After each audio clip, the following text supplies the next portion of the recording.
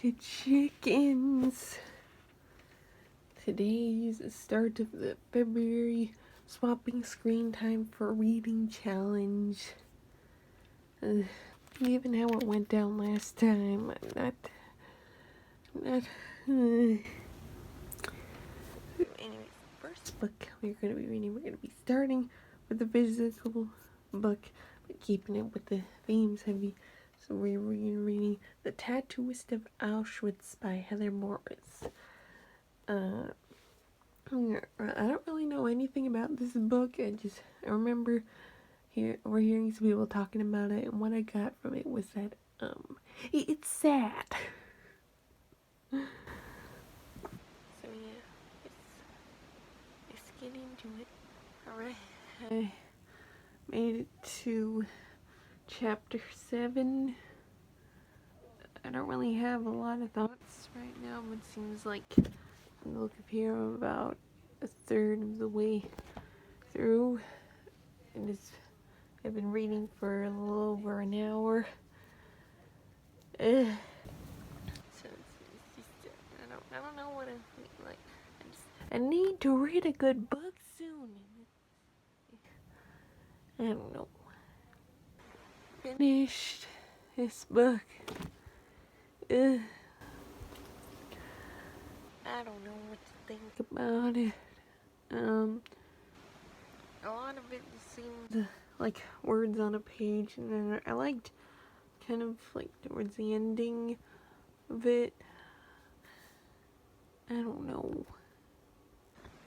Alright, so I got to about 3 hours with reading, but I'm doing other stuff today. I think I'm gonna continue the rest of the reading tomorrow, so yeah. Alright, so turns out this week is a bit of a busy week, so instead of doing swapping screen time, I'm just gonna read one book a day. So I've had to like change the order of what I'm gonna read a few times. Today I was planning, when I woke up, I was planning to read a different book than I'm going to be reading. So today we're gonna be reading P.S. I Still Love You by Jenny Han, the second book in the To All the Boys I've Loved Before, because like it left me on a cliffhanger. I gotta know what happens next. So let's get into it. Alright, I made it to chapter 10. So that's about 90 pages in. So far so good.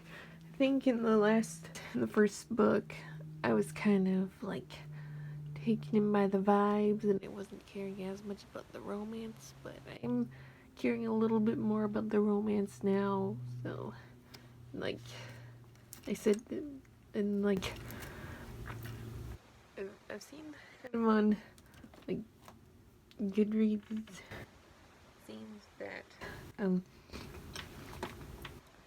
like for some people the first book they like, but then like the second and third book's not as much, but it's so far so good. So alright, so I made it to chapter 21. I just want to say that I'm really liking it. Like I was thinking like I might give this book 4 stars, which the only other book I've given 4 stars this year is All the Dangerous Things. So that's good. But I looked and I'm apparently only 38% in. So that means it might be too early for me to predict the ratings, because there's a lot of room for things to go wrong. So, but I hope it doesn't. I hope it stays being good. So, change of scenery. I made it to chapter 50. So far, I think I'd still give it 4 stars. It's been a little twists and turns. So, yeah. Alright, I finished the book. I think I am gonna give it 4 stars. Jenny, Thank you for doing a better ending this time. Yeah, that's all for today. But this video is not over yet. We have other days in the week, okay? Hello, it's day 3. Yep. So the book that we're going to read today is Rock, Paper, Scissors by Alice Feeney. Yep, and as you guys probably know, I have read one other Alice Feeney book, and that is Good Bad Girl, and it ended up being one of the best of 2024. So hopefully this book is good as well. But let's get into it. Right, it made it to page 10, which is also the start of the second chapter, but the chapters aren't numbered. It's just got the POVs. I also decided to tab this book, and I tabbed like 3 things within like 3 pages. So, and I don't have a lot of tabs, so yeah, I don't know what to do. Clarify, I do have other tabs, but these tabs are, you see, there's part that's see-through, so you can see the whole quote and the little thing at the end, but that's not the case with my other tabs, so. Alright. I'm on page 110, still chapters aren't numbered. I feel like there hasn't been a lot of, like, twists yet, but, then we suddenly get a different POV. I don't know. But like, I just like, I'm not even halfway through, and this book turns out is longer than I thought it was. So, all right. So today,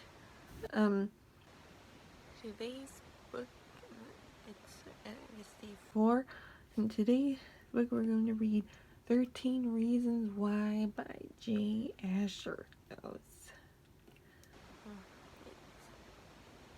know there was controversy surrounding the show, that maybe the book isn't as bad. I've heard, I haven't heard much about this book, so I don't know what to expect, but I guess we shall see. So, alright. I made it to cassette 3, side B.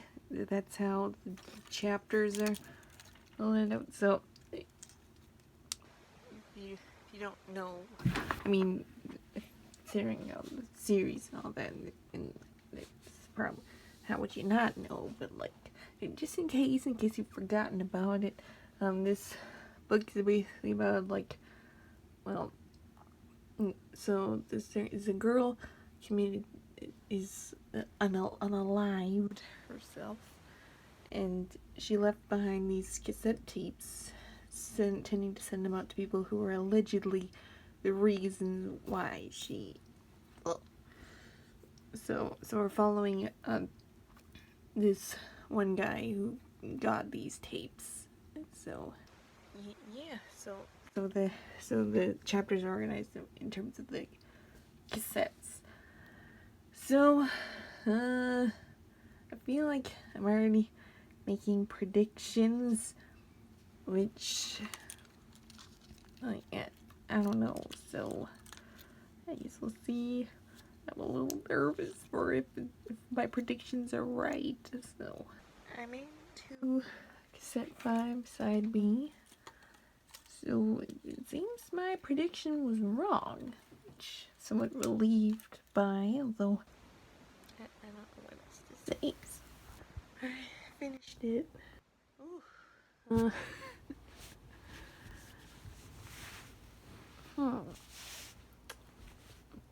I'm not sure what star rating. At first I was thinking 3.5 stars. Now I'm not so sure. This is like, this could have been like this is like a bit of, it's probably easier to address. So I know there's controversy surrounding the show with it seemingly causing an uptick in unalivings among teenage girls, but I haven't heard much about like the book itself, and I don't know what to think about it. Like I think like it seems what I'm getting from it, like the overall message like seems to be good, but I don't know. So alright. Today's day 5, last day, and for this last day of waiting to read this, we're gonna read Feels Like Fire by Nicole Feller. You've probably never heard of this book or Miss Nicole Feller. So how I found about her is I saw this reel from This Is Savvy talking about like books nowadays and like the stuff that goes on. I might roll the clip. YA, young adult, for those who don't know, fiction has become so political. You can't even write your own stories anymore. It's like you have to consult a checklist before you hit publish. Must contain a POC character, LGBT character, some kind of hardship that doesn't involve rich people. The audacity of some of y'all to tell people how to write their stories and how to build, create, and develop their characters when you can't even tell the difference between a period and a comma. Can we get back to, I don't know, fiction being fiction? People writing the stories that's on their hearts, bringing to life the ideas that sometimes come out of thin air, putting that maladaptive daydreaming to good use so it exists someplace other than an empty room. If you want certain stories to be told, then write it yourself. Like, I don't understand why that's hard. So yeah, there's that video, and then under that there are a few, I guess, like indie authors that were commenting, including Miss Nicole Feller, and I might put her comment up on screen right now. So yeah, she says she writes romances but not the spicy kind, which we need more of. And so yeah, I went to her page and like found this book, and so I decided to read this. Although, I mean, I'm not sure how I'm feeling right now, but at first I wasn't looking forward to this, because it sounded similar to Sunlight Girl, and Sunlight Girl wasn't bad, but it just wasn't as drawn in, and it was also really long. Like, it was like 600 pages. From the sounds of it, Feels Like Fire is not as long. I think it's 400 something pages, but I guess we shall see. Alright, so I started Feels Like Fire, took longer to get it, but I'm on chapter 5. So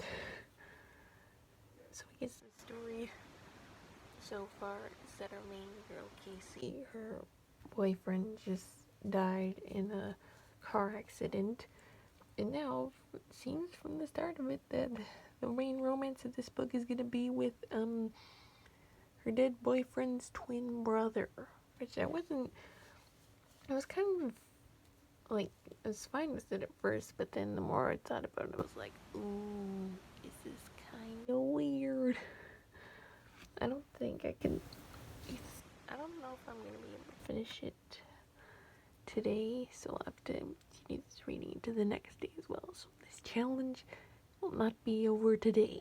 So we made it to chapter 12, about 27% in. I'm gonna stop for tonight and read the rest tomorrow. But like, I was liking it, and then I'm like, oh no, don't drop my least favorite trope. But I guess we shall see. Alright, last day, we're gonna finish Feels Like Fire, hopefully. But I don't put it down or anything. So I said yesterday before I started reading it that it sounded like Sunlight Girl, but so far it isn't really anything like Sunlight Girl. So, alright, I made it to chapter 20 at the 51% mark.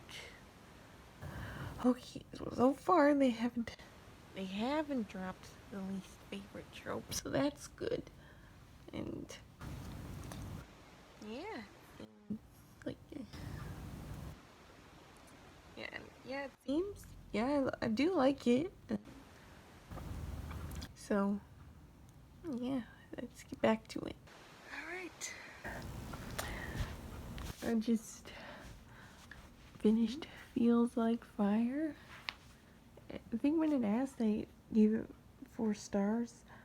I'm not sure about that. I think I liked it. I don't know. And I realized I flagged one of the other books that she wrote to read if I like this one, and I realized that book, I think, is about some characters that were in this book. So yeah, that's interesting. But yes, the vlog ends here.